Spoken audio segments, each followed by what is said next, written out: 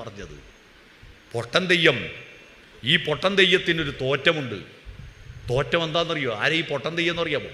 സർവജ്ഞ പീഠം കയറാൻ വേണ്ടി എല്ലാം പഠിച്ചു കഴിഞ്ഞിട്ട് ഉന്നത പീഠത്തിലേക്ക്, ശാരദാ പീഠത്തിൻ്റെ വൈസ് ചാൻസലറായിട്ട് അവരോധിതയാകാൻ വേണ്ടിയിട്ട് ശ്രീനാരായണ ഗുരു പോകുമ്പോൾ അദ്ദേഹത്തിൻ്റെ കൂടെ നടക്കുന്ന സന്യാസിമാർ ഓഹോ ഓഹോ ഓഹോ എന്നെന്തിനാ ശബ്ദം ഉണ്ടാക്കുന്ന?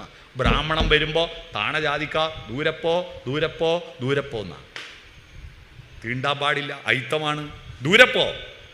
അപ്പം ഇങ്ങനെ പോകുമ്പോൾ ഒരു കാട്ടാളൻ വഴിക്ക് നിന്നു. കാട്ടാളൻ വഴിക്ക് നിന്നു. അപ്പോൾ ശിഷ്യന്മാർ ഓടിപ്പോയിട്ട് ദൂരപ്പോ ദൂരപ്പോ ഓടിച്ചു. അപ്പോൾ കാട്ടാളൻ ചോദിച്ചു, ദൈവത്താറേ, എനിക്ക് ചില സംശയങ്ങളുണ്ട്, അത് ചോദിച്ചിട്ട് ഞാൻ പോയിക്കോളാം. എന്താ? അതാണ് പൊട്ടൻ തെയ്യത്തിൻ്റെ തോറ്റം.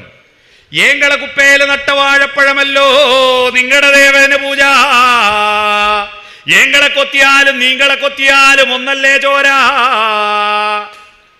ഞങ്ങളുടെ കുപ്പയിൽ, താണജാതിക്കാരുടെ കുപ്പയിൽ നട്ട് കൊലച്ച വാഴപ്പഴമല്ലേ നിങ്ങളെ ക്ഷേത്രത്തിനകത്ത് പൂജക്ക് വെക്കുന്നത്? നിങ്ങളെ കൊത്തിയാലും ചോരക്ക് ചോപ്പ്, ഞങ്ങളെ കൊത്തിയാലും ചോരക്ക് ചോപ്പല്ലേ ചോറേ?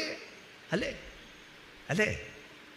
നിങ്ങളറിയുമോ, ഗുരുവായൂർ അമ്പലനടയിൽ ഏറ്റവും പ്രധാനപ്പെട്ട അർച്ചന എന്താണെന്നറിയോ? താമരപ്പൂ അർച്ചന. കാരണം പങ്കജനാഭനല്ലേ, പത്മനാഭനല്ലേ ശ്രീകൃഷ്ണൻ. പത്മം താമര, നാഭിയിൽ പത്മം വളർന്നവൻ. അതിലാണല്ലോ ബ്രഹ്മാവുണ്ടായത്. ആദിമ ചൈതന്യ നാഭിയിൽ വീരിയും ആയിരമിതളുള്ള താമരയിൽ രചനാചതുരൻ ചതുർമുഖനുണർന്നു സർഗം തുടർന്നു.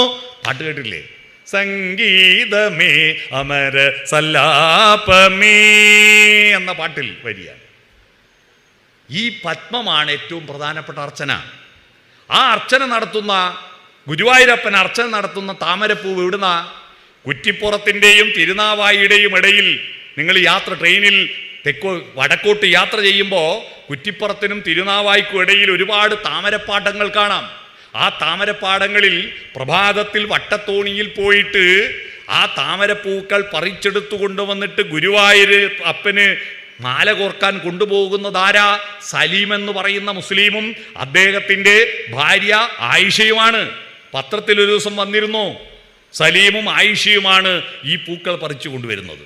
ആ പൂക്കൾ കൊണ്ടുപോയിട്ട് ഗുരുവായൂരപ്പന് അർച്ചന നടത്തുമ്പോൾ ഗുരുവായൂർ